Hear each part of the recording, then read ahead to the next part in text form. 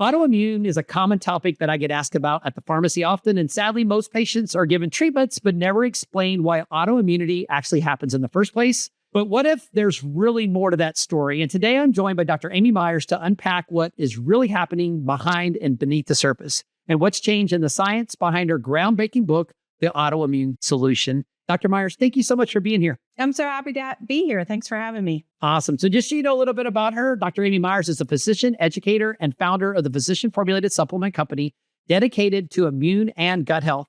Through her book, The Autoimmune Solution and The Thyroid Connection, and her clinical work, she has helped bring the gut-immune connection into mainstream conversations. And starting there, I'll just ask you, you wrote Autoimmune Solution in 2015. And if you were writing that today, what do you think you would double down on? And is there anything else that you might redefine? Right. And I don't know if you've written any books, but I actually was writing it in 2013 and 14. You know, the book industry takes forever to release things. So it came out in 15. So it's actually, 12 plus years old. But I'm in the process of doing, well, they wanted it to be a 10-year anniversary. It's a little overdue, but a revised edition. So, I think the principles of what both what is affecting us and how to reverse autoimmunity remain the same. The things that I would say that have changed is, I have a chapter on toxins. Well, we are bombarded, unfortunately, with even more and more toxins, right?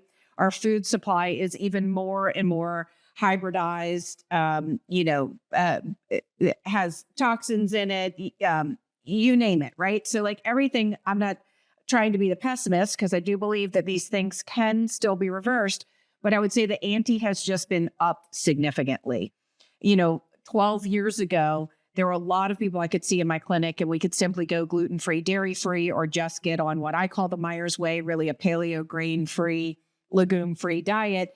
And that would reverse a lot of things for a lot of people. And I just think that that the ante has been upped. And then you add in COVID, both COVID, the natural infection that most people have received at this point, as well as the mRNA vaccines. And so that really is one of the biggest things that compelled me to want to really update this book, because that has completely changed the landscape. And in my opinion, particularly if you have gotten the mRNA vaccination. And then something that I feel like I overlooked or didn't pay as much attention to in the first book was trauma. And so trauma, in terms of having seen so many patients, hundreds and hundreds of patients, trauma was really a big part of everybody's story. It was a part of my story before I got Graves' disease, which is an autoimmune condition of your thyroid. I just returned from the Peace Corps, and then my mother passed away very suddenly from pancreatic cancer. So those are really the things that I have added to the book, is a chapter or a section on COVID, a section on trauma. But the good news is the other thing that I have added is in the last 12 years, so many more healing modalities have really come to the forefront and they've become more mainstream. They're more accessible to the average person, both financially as well as, let's just take hyperbaric medicine. 12 years ago, you really couldn't get hyperbaric medicine unless you were, some celebrity or a millionaire or billionaire, or you were using it for its approved usage in a hospital, such as wound healing or the bins or something like that. Now, everybody and their brother's making a home hyperbarics machine. I got one sitting right over here off camera. So what else I have added to the book is just a lot of healing modalities that I personally have tried and found very useful, and I think are becoming more commonplace for people. Yeah, your experience says a lot. And one thing you mentioned, which I'm seeing myself, to me, I used to use the 80-20 rule. You fix the easy things and 80% of people are going to get better. And you have that 20%, it's those extra things. Lately, I almost feel it's like 70-30 or 60-40 because we know the things that work, but more and more people aren't getting well. And you brought in, there's so many more variables now that we have to factor in that just 10 years ago, it don't seem like was even an issue. Right. I mean, just how our diet has changed. And yes, there's way more gluten-free products available, but many of them are not organic. So then you have residuals of Roundup in them. And then people are thinking, oh, well, it's gluten-free, it's healthy, so let me eat this. But then they're getting, all this Roundup that maybe they weren't getting before because maybe they were eating whole wheat bread, but it was organic, right? And so there's a lot of variables out there. And unfortunately, I don't see, the world as a whole in terms of toxins, infections, stress, things like that getting better. And so we have to be better at how we either manage these things or find ways to work around. And I feel like I never thought it was something you just do once or twice a year, but I mean, it's something like you really have to almost do on a daily basis. Yeah, that is spot on. I agree. So you wrote that book, like you said, maybe like 13, you started it almost 13 years ago. So that's quite amazing. And I know back then you had critics, but one of the things I know, I even heard you just say a while ago, reversing autoimmune conditions.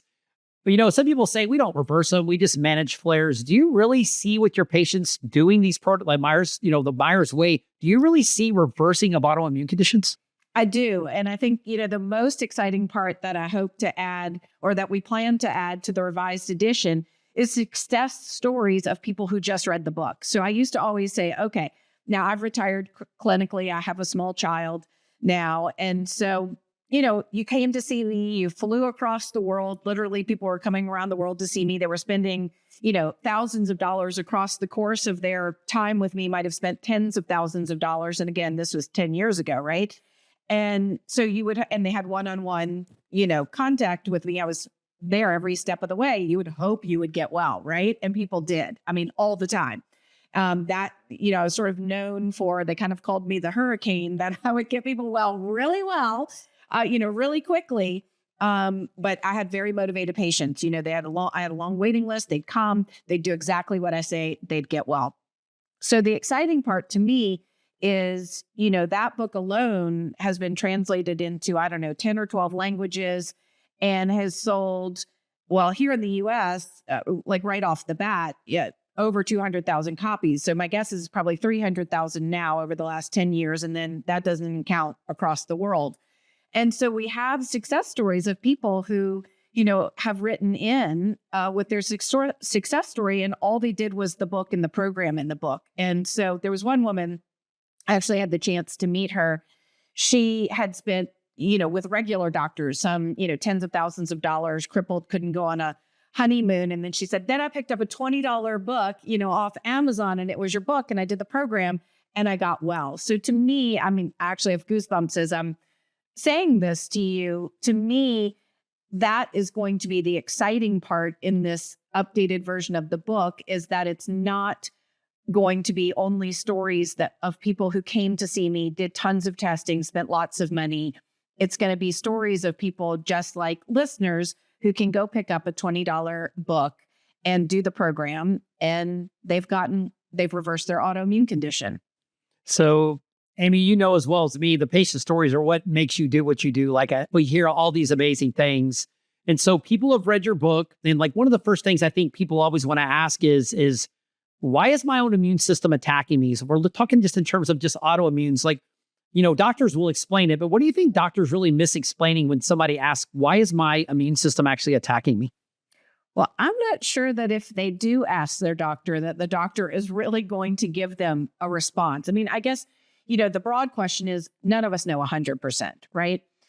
We have some theories, but I don't think a conventional doctor is going to explain that to you, because, what is different about conventional medicine versus functional medicine, or the way that I'm working with it, is they're also looking at it as, if you have 2 or 3 autoimmune conditions, you have, let's just say you have Crohn's, you have Hashimoto's, and, we can even just say that, or rheumatoid arthritis, you're literally going to 3 different specialists. And those 3 different specialists are trying to just shut down your immune system to begin with, right? Unless, I guess, maybe, let's say maybe of Graves' disease instead of Hashimoto's. In functional medicine, are really trying to look at, as a whole, what happened to your immune system and what are these triggers. And so I talk about in the book about the 4 pillars. And, it is, having a leaky gut. It's having, an overload of toxins. It's having an overload of stress. It's having, infections, latent infections. Now we can add COVID into that, right? Or maybe you're somebody who got the mRNA vaccine and you're one of the people that it's continuing to replicate the spike protein in your body. And then now I've added trauma into the book. So it's these things, you have some certain genetic makeup, you have some certain SNPs. Then you have like your childhood experiences. Were you born by a C-section? Did you have a bunch of antibiotics? Were you not breastfed? Then you have this buildup of toxins. Then you have this buildup of stress. And then you have some trigger. For me, it was probably a combination. Well, I think it was a combination of three things. I was in the Peace Corps. Every day for 3 months was vaccine day in the Peace Corps. And then actually adjusting from the Peace Corps back to the United States was a huge adjustment for me. I was out in the middle of nowhere. I didn't hear a phone ring. There were no cell phones back then. And so coming back to all this stimuli was a lot. And then very quickly after I got back, my mother was diagnosed with pancreatic cancer and passed away within 4 months. And so, I think that was my trigger. Within, I think it was 6 months, I was diagnosed with Graves' disease after that. So I think it was not any one of those things. It was like all of those things building up.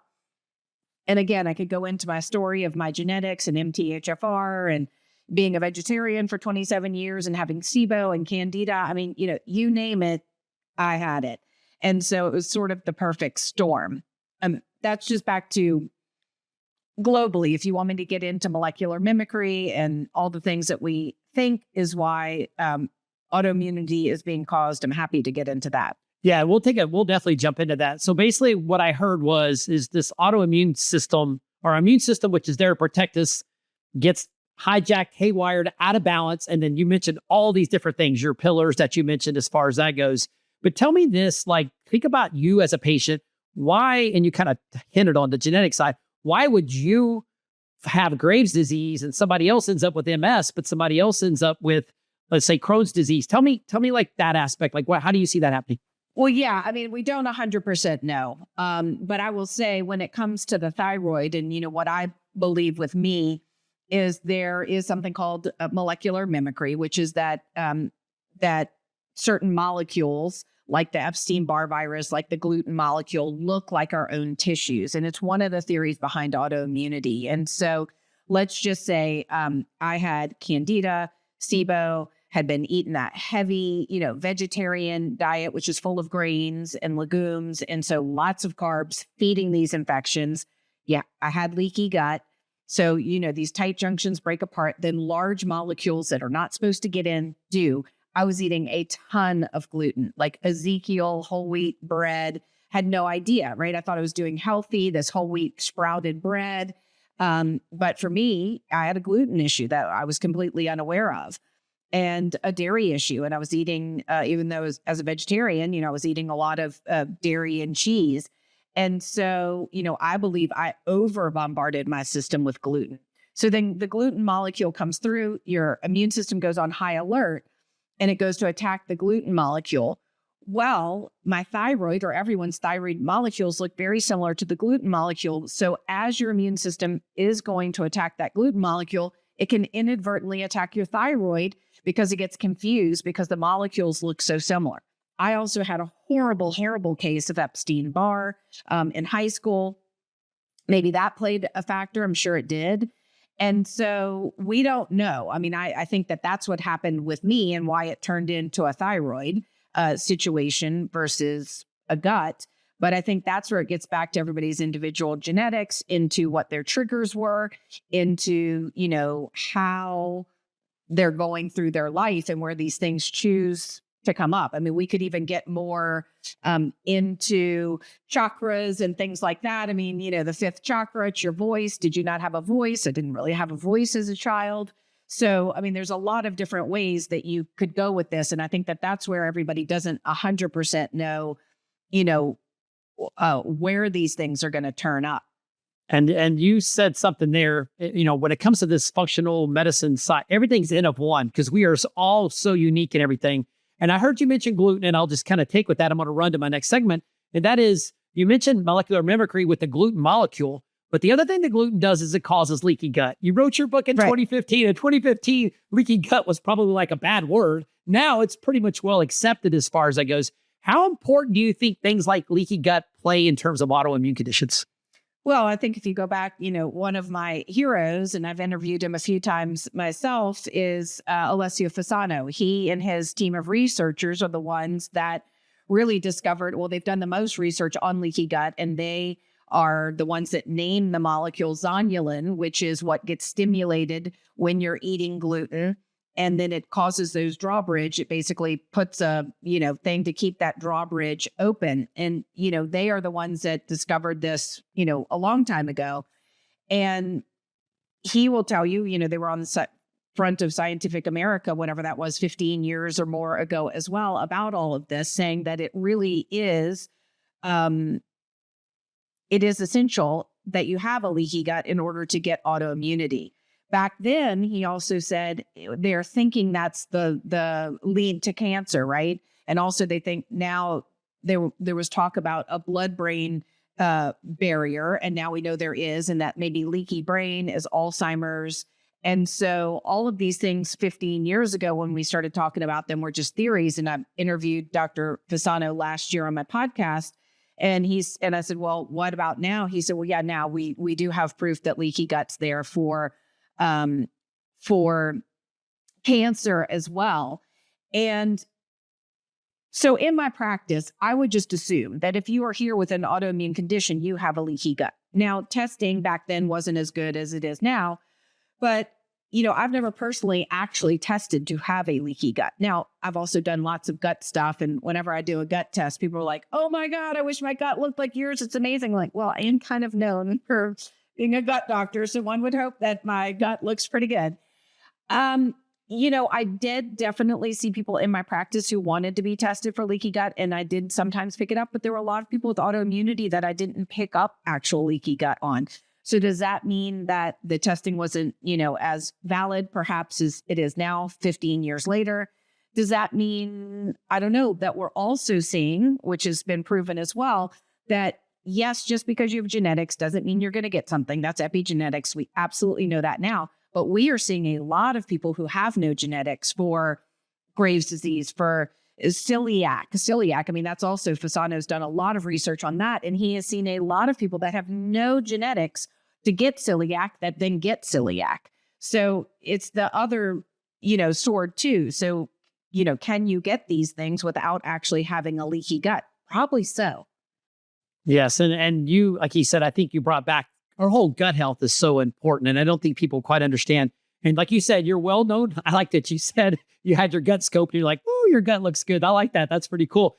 So with that said, you've got a lot of experience because working with patients with autoimmune conditions, you've got to fix that gut. You even have your own products as far as that goes. What is your kind of go-tos when it comes to fixing leaky gut? What is your approach to that? I know we'll talk about diet a little bit, but was there any other approaches that you have that you think are key that are like non-negotiables? If you don't do these things or maybe consider this, you can't fix leaky gut? Well, the short answer is, again, back to Dr. Fasano. I mean, he will tell you that in their research, they found anyone who eats gluten, even if you don't have a gluten sensitivity, it temporarily causes a leaky gut for you. It's just, if you don't eat it often, or if you don't have predispositions, you can heal that. As we know, our gut cells turn over very quickly. We can heal our gut very quickly. So it's happening in absolutely everybody. It's just like we're all producing cancer cells, but does your immune system go in and get rid of them before you actually, develop cancer? It's the same kind of thing.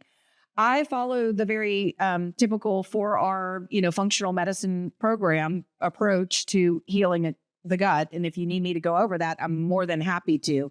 But I tell anybody dealing with leaky gut, I mean, this is uber high level. I tell them a lot more things than just this. But if you can only do one thing, it's get rid of gluten, because we know it's happening in everybody, whether you have a sensitivity or not, if you're eating gluten. It's why, I have a child. She's almost 9 and she's adopted, but I've kept her off gluten. I mean, now she's older and she sneaks it in sometimes, but I've kept her off gluten, even though genetically we did not get any history of autoimmunity in her family. And, she is not biologically mine to have that history of autoimmunity. I've just kept her off gluten. That's really good. And I would agree with you. I think that's the one I hear all the time that is so important. And you and I both know when you have a patient that's got this plethora of medical conditions, especially autoimmunity, their symptoms always seems invariably always get better when we do cut gluten out. It's just such a big driver to so many things. So you've mentioned a couple times COVID. You mentioned Epstein-Barr. I think sometimes, especially something like even like Epstein-Barr to a traditional practitioner, they don't realize the driver that is for autoimmune conditions, these viral overreactions. Tell me your thoughts on whether it be COVID or Epstein-Barr. How does that make autoimmune conditions worse? These infections, many of them, I don't know that we know 100% what's happening with COVID, but Epstein-Barr, herpes, they're all within the same family. They're hiding within your cells, and then they hijack your cells and, can suppress your immune system. And then, of course, they can come out in bursts, right? If you get shingles or you get a herpes outbreak or something like that, right? And then it's the double whammy that your immune system's then overwhelmed to go in and fight this infection again. And then it's sitting in your cells and hijacking them. I think where I'd like to go with that is I think the interesting thing is I was initially trained as an ER doctor. And as an ER doctor, we definitely did not believe in chronic fatigue syndrome. We definitely did not believe in fibromyalgia. And, these like our eyes would roll as these patients would come into the ER. And now, of course, there are ICD-10 codes for these infections, they are infections, they are generally viral syndromes lingering, or a lot of them have candida as an underlying component as well. But now there are ICD-10 codes for these things. And what I was amazed at is how quickly they, started giving out this diagnosis of long COVID, right? It was and it's just another long haul COVID is exactly what's happening with chronic fatigue and fibromyalgia after Epstein-Barr, after, some of these latent infections. And it was interesting to me, I guess is what I'm getting at, is how quickly that just sort of came out and was a verified and acceptable diagnosis after all of those poor patients with chronic fatigue and fibromyalgia spent, 20 years trying to get the medical community to believe that they had a diagnosable condition.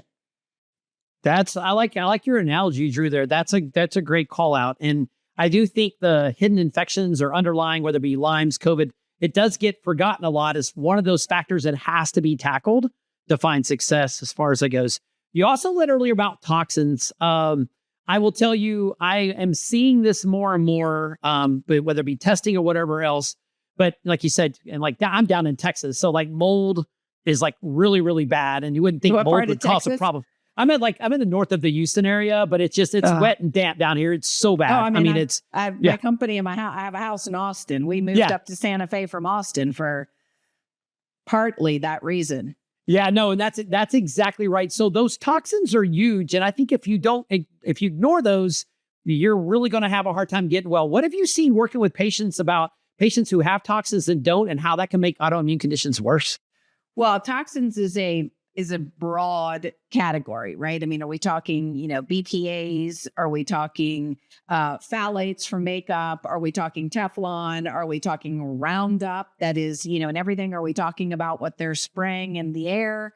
Now that chemtrails have become, I would call it almost mainstream, perhaps not, but there's, a lot of information now that's, you can literally, I know what days they come by here in Santa Fe, and I, Googled it, and it's like, right there in the New Mexico legislature, that they passed the law that they're doing this because it's getting so hot and they need snow up at the ski basin.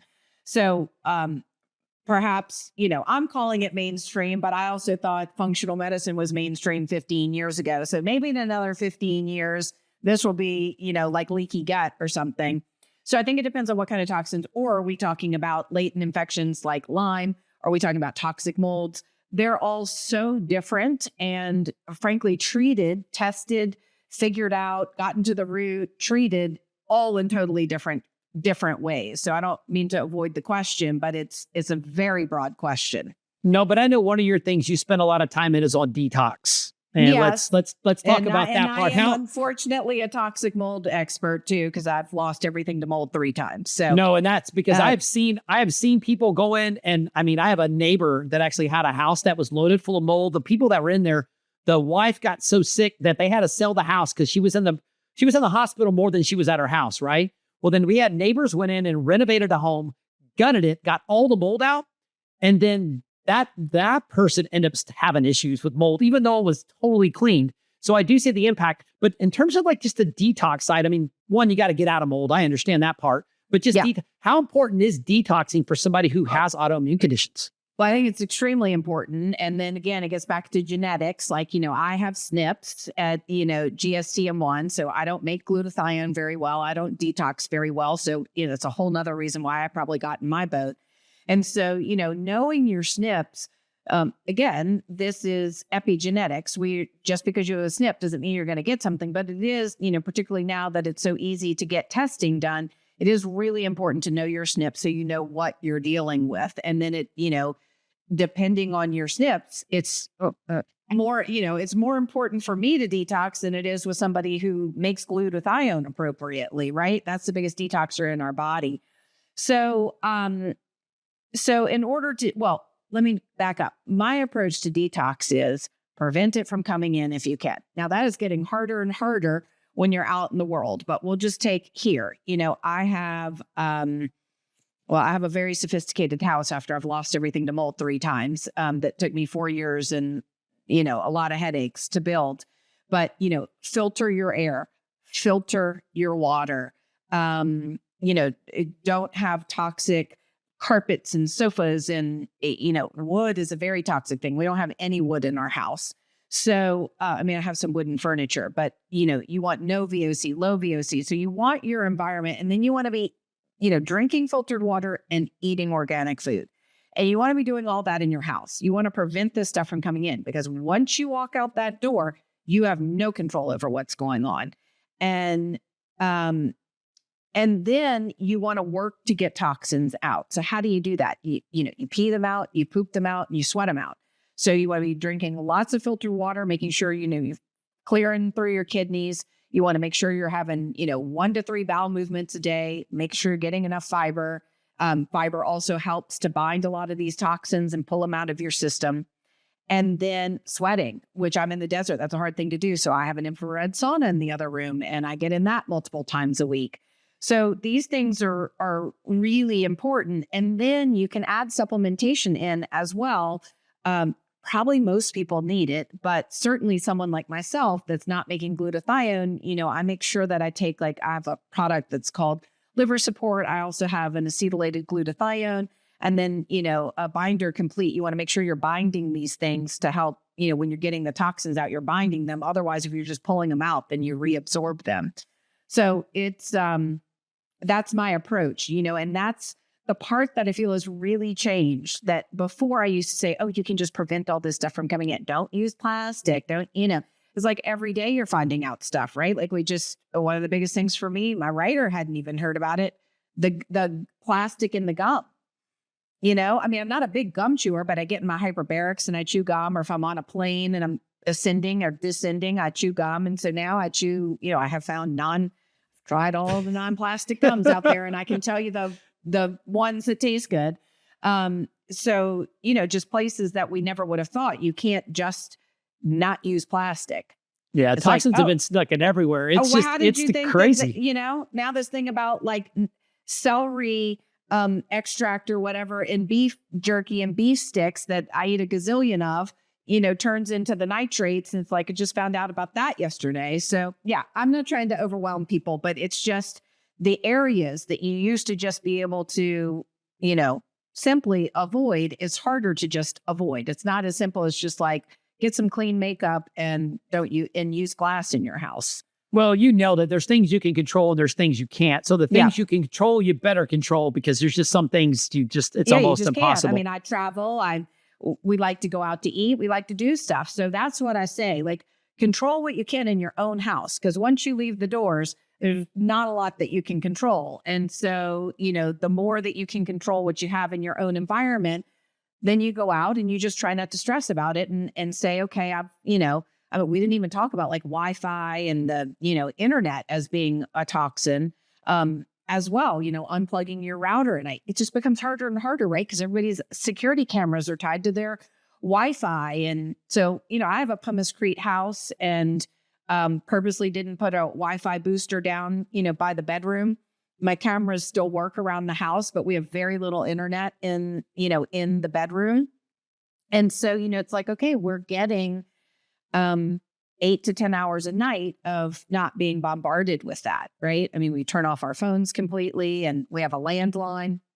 I actually have a kill switch in my house. So, That's good. So we create a lot of stress knowing all this stuff, because the more we learn, we realize, oh my gosh, we're bombarded. You mentioned in 2015 when you wrote your book, you didn't even discuss trauma or stress. I think you knew back then, but the trauma aspect part of it. Mm-hmm. Tell me biologically, we don't have to get in the weeds, but how does actual trauma actually cause or make conditions like inflammatory conditions like autoimmune conditions worse?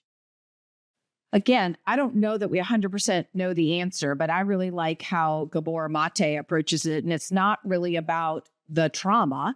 It's how you continue to reprocess this trauma, and it's how you perceive this trauma. So you and I could have the same trauma, and you might just be like the zebra in the desert after or in the savannah after the lion came.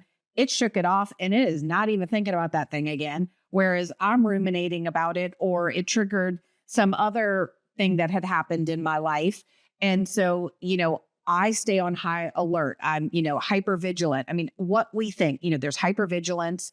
There's your whole nervous system that it just stays on hypervigilance from the, you're in sympathetic fight or flight all the time versus rest and digest with parasympathetic, right? So you're just in fight or flight all the time. And so how is that affecting your immune system? So we don't 100% know the answer to the mechanism, but we do know there's something called the trauma ACE score, which is really childhood, adverse conditions in childhood. And a lot of it's dealing with actual abuse, not having a home, alcoholism of a parent, things like that. And so those are what we call kind of like big T traumas, right? And then we have all these little T traumas, and it doesn't really account for that, right? And it's also only looking at childhood. So I myself built this very sophisticated house to never have mold. I will not get into the whole story because it will take too long. But the engineer, they did not follow the plans for the dryer vent with the engineer. And we had one drop of water.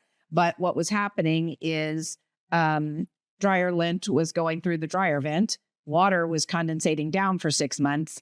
Mold spores formed in a house that I have no sheetrock. I have no wood. I have no nothing. This is the only place wood, could have happened. And they opened up the ceiling. We left town. I'm so sensitive to mold. We walked back in. I turned to my husband. I said, oh shit, we have a problem. We moved out. So I didn't get sick from the mold.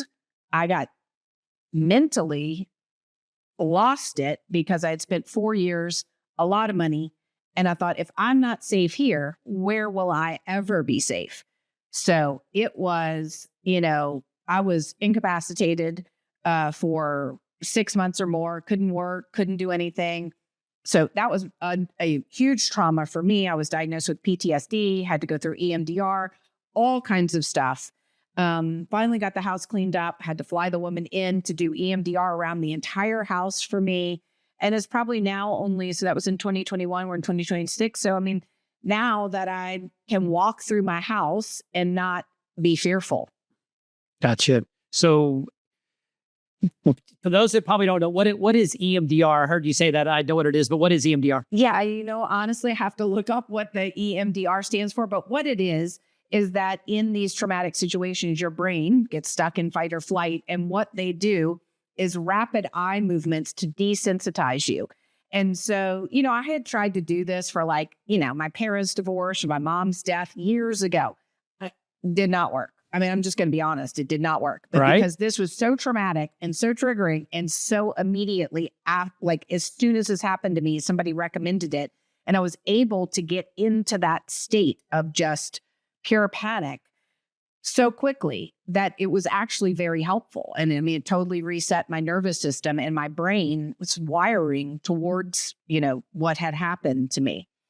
So that's where I've had some little T traumas in my life and things like that. Nothing big. And some might even classify this as a small trauma. It was not small to me at all. I mean, it's definitely, like, besides my mother's death, the most traumatic thing I've ever been through. And so that's where it's like, that same thing could have happened to somebody else who hadn't lost everything to mold 3 times, still perceived themselves to be safe in their home, right? And they would have responded in a completely different way. But because of my history, that is how I responded. And, it was terrible. But no, and I asked that just because there are so many little things out there we can do. And you're right, this trauma aspect is so important. So you need to know all the things you can go through and do, because you're right, you do have to deal with it, but it's how you deal with that is how it sets you up for success on the back end. So absolutely. And so I think, I've really moved into the realm of a lot of, if it's something medical, I know how to fix that. I mean, I've fixed that in so many people, myself and, literally hundreds of thousands of other people. And so, but it was like, so I've really moved into a lot more sort of energetic things and mental things and things that you really can't explain, because it's an area that I wasn't as familiar with and I don't feel as comfortable in, but it, can be very successful for a lot of people. So let's talk about something that can create trauma, especially if somebody listens to this podcast and says, hey, they're talking about all these functional things I can do, but I'm stuck on a biologic or an immune suppressant. And I feel really conflicted because my doctor says I have to be on these. But how do you frame these medications within a functional model to help people understand is, yes, that's where you're at today, but maybe you can work with that provider or another provider that can get you from point A to point B. How do you explain that? Yeah. So, I mean, I'm a conventionally trained physician. And so there are some things that we do really well. And these medications can work for a lot of people until they don't. And they can have a lot of side effects. So I don't have people walk into my office, or I didn't have people walk into my office and go, that is bad. Get off of that today.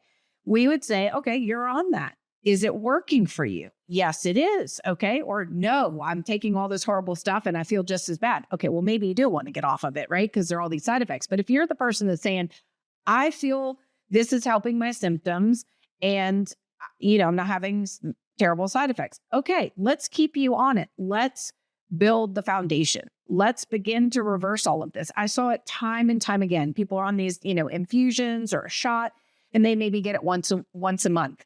And we start building the foundation, healing their gut, reducing their stress, changing their diet. And then suddenly the month is up. And maybe before they could barely make it to the month. And they were like, God, I need that shot. My symptoms are coming back. And suddenly that appointment's come and they're like, oh, I don't need it. So it's like, okay, well, let's go 5 weeks this time. Let's go 6 weeks the next time. Let's begin to see how we can space this out. Or is it something that we could begin to decrease the dosage, right? Like, you don't need as much to keep your symptoms at bay. And so that's how I always approached it. I never looked at anything as functional medicine is not all 100% perfect and conventional medicine is not 100% bad. I was an ER doctor. We need those. If you get shot, you're going to want to hope that you end up in an ER and somebody knows what they're doing. So neither is all good and neither is all bad. And so it's about building the foundation, getting that resilience, letting your immune system start to heal itself, and then beginning to back off of these medications in a very, planned, methodical, consistent way and see if you can get off of them. And in many cases, people can. In some cases, people can't, but it doesn't mean you failed, right? Can you reduce your dosage in half? That's a success. That's half the amount of stuff suppressing your immune system, and you did the other half naturally. Or, live in these successes. The other thing is, once you have one autoimmune condition, you're 3 times more likely to get another one. So, just being able to get to the root cause of why you got the first one so that you don't get another one. I mean, that was a big motivating factor for me. I had my thyroid ablated. Theoretically, conventional medicine solved my problem. I don't have a thyroid. Well, I still had thyroid antibodies. I don't anymore, but I still had them. So I had some thyroid tissue. But I didn't want to get another autoimmune condition. So that's why, I sought to do all of this, right? Conventional medicine already fixed my problem, so to speak. So, but I knew that wasn't the full answer. Yeah, that was a great way to explain that. I like that. I think there can be a collaboration to make things work, but as long as we're continuing to work on those root cause issues. You mentioned thyroid, so I'm just going to talk about that. As a pharmacist, the number one prescribed drug is levothyroxine. All these patients show hypothyroid on their lab work and stuff like that. But I almost feel like doctors just avoid, the traditional trained doctor just avoids autoimmune thyroid issues or like Hashimoto's just because they don't know what to do with it. It's just, we just put you on thyroid. It is what it is. Why do you think doctors just treat it as like hypothyroidism as like not an autoimmune condition? So first of all, I'd like to say I do not call levothyroxine a medication. It's just like I wouldn't call Synthroid. I wouldn't call insulin a medication, and I wouldn't call somebody who has Addison's and needs steroids as a medication. I call it life-saving supplemental hormone. And you are not the only person. Everybody does this. So I like to just make the distinction because it gets back to that thing where people see influencers online and they're like, oh, I got off all my stuff, or you're on this medication and it's terrible. And I don't want people to feel like they failed. I don't have a thyroid. If I don't take supplemental thyroid hormone, I would literally die over time. So I don't want people to feel that they failed any more than a type 1 diabetic who was, diagnosed at the age of 13 and needs to be on insulin for the rest of their life, that they failed. So, how you can know that you didn't fail, you can do the program and get rid of your antibodies. You might be able to reduce your dose. And certainly if you get diagnosed right away, then you might be able to prevent going on insulin or supplemental thyroid hormone. But for many people, they do need to be on these things, and I don't want them to feel like they failed. Why do conventional doctors not deal with it? Well, their thought is, okay, so you can have hypothyroidism that is not autoimmune. And then you can have autoimmune hypothyroidism, which is called Hashimoto's.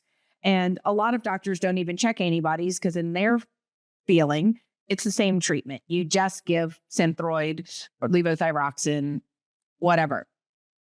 I would beg to differ because if you have an autoimmune condition, you're 3 times more likely to get another one. And we definitely want to know if it's autoimmune or not, because then you want to work to get your antibodies, to go away and to reverse your hypothyroidism if you can, or at least, reduce your supplemental thyroid hormone. So I think that's really why they just don't see that the treatment is the same either way. So in their mind, it doesn't matter. And I would, definitely beg to differ. With regular hypothyroidism, that can be, you're not absorbing your nutrients. You don't have, the nutrients that you need to make the conversion from T4 to the active form T3, which is why I formulated my multivitamin the Myers Way right before I wrote The Thyroid Connection.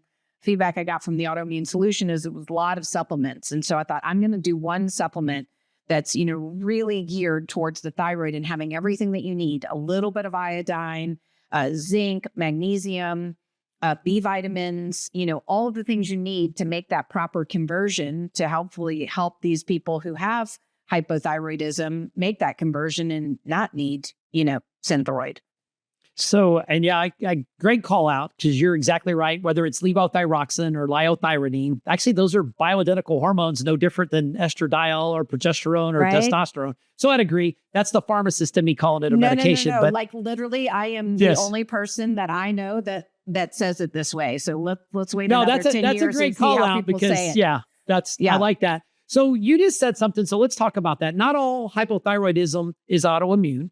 But the thing is, you mentioned key supplements like iodine, selenium, vitamin D, B vitamins, like you have in your multivitamin you formulated.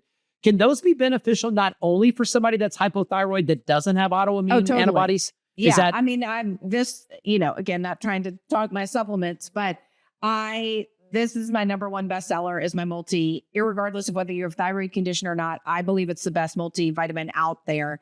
And it's really meant to prevent and reverse any thyroid condition. That's a whole nother conversation. I can come back just for a thyroid conversation, but about iodine and how all the other halides are displacing it. We're not getting iodine in our diet. And so, I believe we do need a bit of iodine. And so I have 300 micrograms of iodine in the multivitamin. And, it's important, and it's what I believe one of the reasons why there's so much autoimmune thyroid and just general thyroid problems amongst our population. So you've got, in your book, you've got a lot of protocols. And I think one of the strongest things that we haven't really even talked about that I want to go into is an autoimmune protocol in terms of diet. So I teach a weight loss class that we call a weight loss class because nobody would sign up for it. If we taught it as an an anti-inflammatory diet, people would never sign up, but it's a weight loss class. People come. Just for me, my understanding too, but for the audience understanding, what's the difference between like an autoimmune diet versus like an anti-inflammatory diet? Where's kind of the differences there in terms of for people to understand that little bit of nuance? Well, I think it depends on who you're talking to. I think many people consider, the Mediterranean diet an anti-inflammatory diet. So I would need a little bit more detail to be able to, very specifically put them towards one another. But, a Mediterranean diet, for example, does allow some grains and legumes. And so when you're doing what I call the Myers way, it is, not a whole lot different than many other dietary protocols for autoimmunity. There are no grains and there are no legumes. And that was, coming from somebody who was a vegetarian for 27 years and ate nothing but grains and legumes. And, the one thing that I think I'd like to say here is that I coined the phrase 13 years ago, the autoimmune spectrum. And so I'm going to be talking a lot more about that in my updated version as well, and really spelling that out. And so it's like no inflammation, no inflammation to inflammation all the way to a diagnosis of autoimmunity. And, over the years, as I have reduced my inflammation and reversed all of my antibodies, I have added back in some grains and legumes. Now, it's not something that I eat on a regular basis like I used to, but I have a 9-year-old. She loves beans and rice. We live in New Mexico. I like to go. So these are not things that I'm eating on a daily basis. I mostly, still eat a paleo, sometimes keto diet. But these are things that as I'm low on the autoimmune spectrum, I can add in on occasion. And so that's also something because I was living and breathing it when I wrote the book. And now I've had 10 years of experience within my own life and others' lives, right? Well, what do? Do you literally never eat another grain or legume in your life? Do you never, have any sugar in your life again? Or is this something that as you get well, can you start to incorporate some of these things in moderation? And then like when I got super sick, the only times that I've ever gotten sick in the last 10 years, really sick, have been due to toxic mold. I stop, I get back on the program, really hard. You got to dial it in. So if something happens to you and you have a flare or something, you dial it back in. But it's more about this spectrum and for people to be able to live in a spectrum, because life is a journey and it is a spectrum. Life is not a destination and you got to the end with autoimmunity and now you've gotten back down the end and you don't have autoimmunity. Something else could happen in your life to trigger. You could have the death of a child, the death of a parent, a divorce. You could have, a trauma happen to you and it trigger your autoimmunity again. And so I think that's more what I'd like to talk about, which is about, so technically to answer your questions, one has grains and legumes and the other one doesn't. But how can we live a life where you have joy and, can engage in socialization and things like that without wrecking your health? And so finding that, balance for yourself of what you can eat and when you can eat it. That's that fine balance. And you named autoimmunity in terms of a spectrum. And I agree that happens many years before symptoms happen. But you and I both know if you can start eating this way then and control it then, you're going to have better outcomes on the backside. And you're right. It's really hard sometimes to motivate people to give up all these things that they associate with joy in life. But the power of what people eat and how that truly influences the immune system, overall health, and all that as far as it goes. Do you find that challenging sometimes? I was very fortunate, after you write that book and people are coming to see you, they're highly motivated. I mean, most people, came to see me and there was such a long waiting list. They'd already done the book, already done the program. So it was very challenging. I had people with 6 different autoimmune conditions and stuff. So no, I did not find that having people be compliant was difficult in my clinic. Me personally, I know when I was at the height of reversing my own autoimmune condition and I had some antibodies, popping up for something I really didn't want. And so that put a lot of fear in me. I tell the story and I told it in the original book where I was out at dinner with a bunch of friends and they all had ordered some kind of cake or something. I don't know, some kind of dessert. I don't remember what it was, but it was gluten and dairy and grain filled. And, we're just chatting and one of them looks at me. They're like, "Oh God, we're so sorry. We forgot." And I was like, what are you talking about? They're like, "The dessert." It's like, oh, it didn't even, literally I looked, it was like gluten, dairy, can't eat. I was like, I didn't even notice, So I think, what I tell people with most of these autoimmune conditions, you're either, as they tell you, destined to a life of these really harsh medications. My father had a severe autoimmune condition. He was on a lot of these medications. He did my program. He got off all of them for 2 years, had a flare while I was having a toxic mold exposure, went back on his meds. In 6 months, pneumonia, septic, dead. So you can be on these medications that literally your risk factor is death from getting an infection, or you can give up some gluten, give up some dairy, give up some grains and legumes for a while. It usually was not a hard conversation to have, but I was seeing very complex people on really harsh medications. And, I was very, very, very blessed and fortunate and lucky that they believed in me and trusted me. And so they, did what I asked them to do. That was very powerful. I appreciate you sharing that. So you've had some great takes today, and thank you so much for sharing knowledge. As you can see, this isn't like this is a pretty complex topic, but there's so many things you can do. So if people want to learn more about what you do and all the unique products and your supplements and your book, where can they find more about you, Amy? So my company is amymyersmd.com. And then pretty soon I'm going to have my own website at Dr. Amy Myers. I know it's a little confusing, but as I'm launching the book again and things like that. So but for the supplements, protocols, articles, all that kind of stuff, all the free stuff, amymyersmd.com. Cool. We'll make sure that also shows up in the show notes for today too. And I just really want to tell you, I think we've learned today that autoimmune conditions, they're not random, but they're not hopeless either. And I think if we really work on going to those root cause changes to try to help the body heal itself, it's pretty amazing how these protocols can really make a difference. And you really highlighted that today. And I just want to tell you, thank you. Yeah, thank you. Really appreciate it. Awesome, Amy. Have a wonderful day. Thanks so much. You too.